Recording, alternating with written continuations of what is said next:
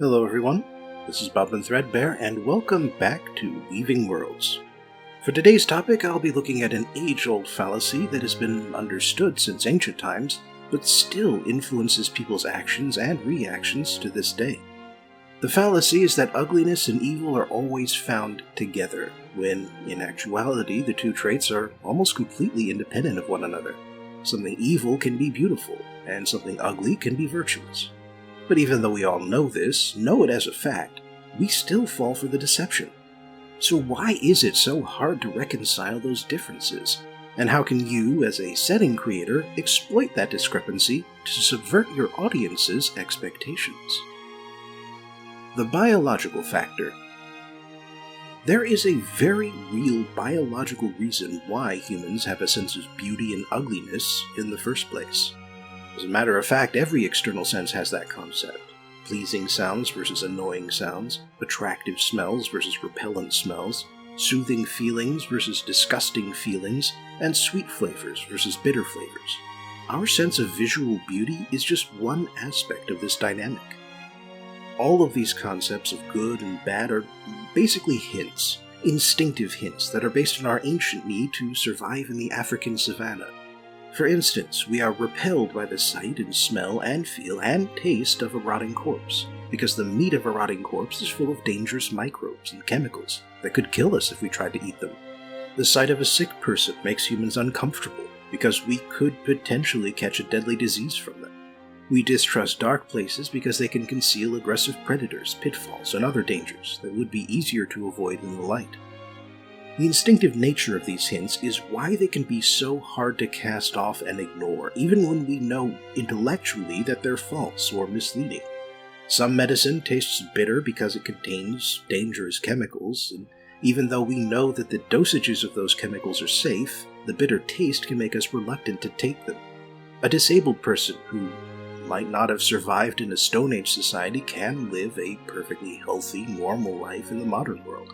And yet someone unfamiliar with a given disability often feels uncomfortable in a disabled person's presence. That feeling is unavoidable. It's instinctual. And while you can ignore it, you can't get rid of it. This instinctiveness is why people of all ages and all eras need regular reminders, both that beauty is subjective and only skin deep, and that an ugly exterior can often conceal a sensitive soul. And as a setting creator, you can take advantage of this instinctive behavior by building ugly things with beautiful inner lives, or beautiful things with ugly thoughts and opinions. Let me run you through a few examples so you can get a feel for how you can work this. The beauty in the beast. This is the most basic use of ugly versus evil. There is a single person or creature who is hideous or disturbing to look at, but on the inside they are sensitive, friendly, loving, and generally someone who is worth getting to know better. They may be irritable or shy at first, but by the end of the story they are fully sympathetic, even if their outward appearance never changes. Beauty and the Beast is just about the perfect example you could look at for this type of character, but there are other sources you can draw from. King Kong is about a giant ugly ape who seems savage and violent at first, but by the end of the movie you sympathize with how anxious and scared he is for having been kidnapped away from his home. The BFG by Roald Dahl is about the big friendly giant, and while he's scary to look at and other giants eat people, the BFG is a friend to children, and he travels to the dream country to destroy their nightmares. You can use this dynamic in a setting by having one of the major world leaders or some other important figure fit the trope. To all appearances, they are hideous or monstrous or otherwise off-putting, but on the inside they are the kindest of souls with the noblest of hearts. Beautiful and terrible. This is the inverse of Beauty and the Beast. Someone appears to be beautiful, friendly, kind, and honorable, but then you get to know them better, and they turn out to be none of those things. Hans from the movie Frozen is a good example of this, although I'd say a better and more in-depth example would be the titular Dark Angel from the book by Meredith Ann Pierce. He has a captivating beauty to him, the very model of unearthly good looks, but his heart is coated in lead. As such, he breaks the wings of bats to watch them flop around, he steals the souls of women, and the only reason he keeps the protagonist around is to treat her like a slave, and make her the target of his emotional abuse. You can use this concept the same as the last one. Someone important in your setting is good-looking and charming, but they use that charm to manipulate everyone around them, or else they turn out to be cruel and sadistic, or else they always form abusive relationships. There are a lot of ways to be ugly while looking pretty. The Noble Orc. A lot of speculative fiction settings have one or more designated evil race. Part of that designation is an ugly or monstrous appearance. Orcs, goblins, kobolds, trolls, whatever name you want to use. The point is that their personalities are all bad, and their physical features are all bad. Their skin is a sickly shade of yellow or green, they have physical deformities, and obviously low intelligence, and so on. The idea of the Noble Orc is to keep that savage or ugly appearance, but to make the mind behind it more complex, more nuanced. Maybe the orcs of your setting are still savage raiders, but it's because of cultural expectations, rather than a dark god who constantly demands blood sacrifices and duels to the death. Maybe they have a complex culture full of ritual dances and festive holidays, and while humans are mostly familiar with orcish raiders and warriors, the majority of orcs are farmers, herders, and artisans.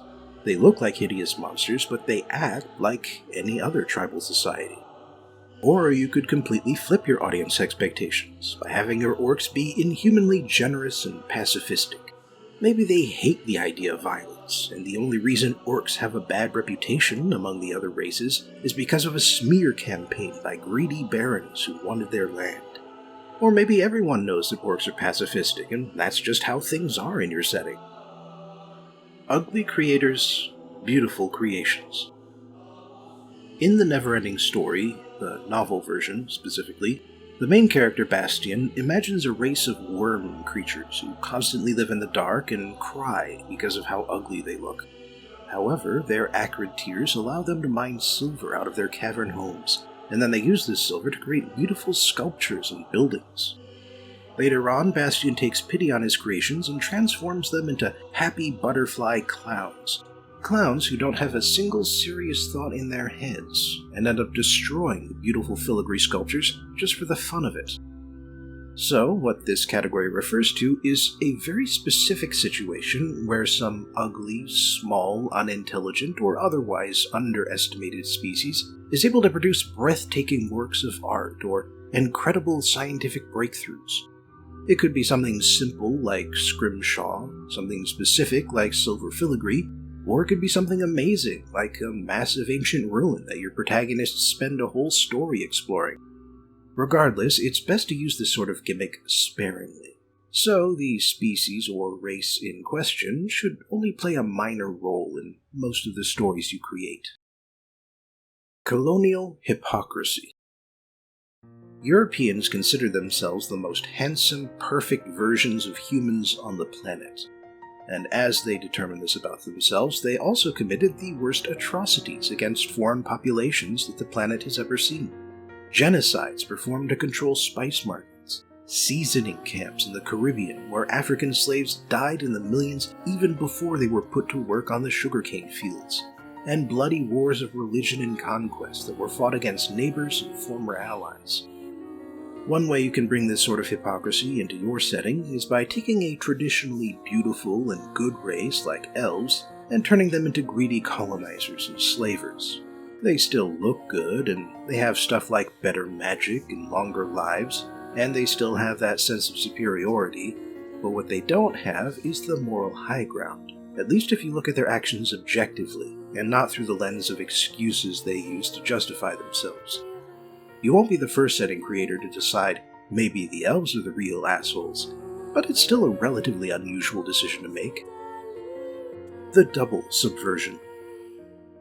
As I said at the start of this video, the belief that goodness and beauty are identical is a very, very old assumption.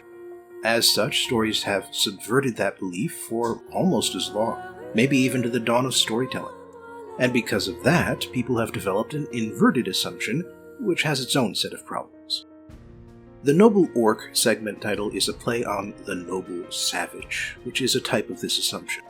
Instead of thinking of the non-Europeans as half-naked, violent, and ignorant, the Noble Savage idea puts the non-European on a pedestal. Now this person is stoic, wise, in touch with the wilderness, spiritual, and all the other traits that the author thinks that Europeans have lost thanks to their civilization and urbanization. But while this stereotype is more positive than the ignorant savage, it still pushes the actual person aside and replaces them with an invented idea that has nothing to do with them.